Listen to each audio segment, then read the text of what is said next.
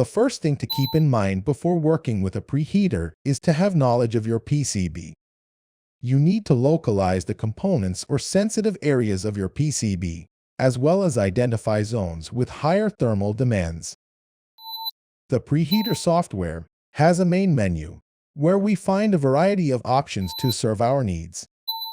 In fact, there are 3 different work modes that you can select whenever you feel up to.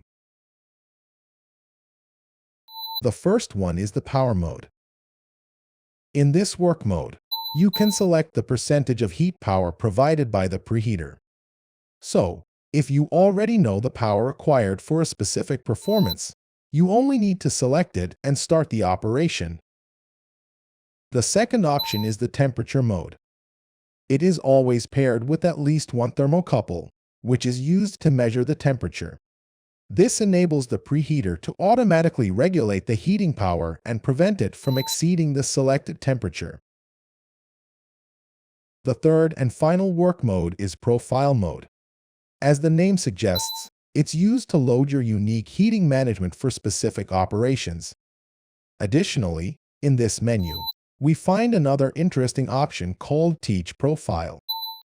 This mode will display a graphic representation of your heating management, characterized by a slow incremental heat until reaching a certain temperature, after which it will remain stable so you can start working. In this case, the preheater will learn how the PCB behaves during heating, allowing you to repeat the same heating process the next time and achieve consistent results.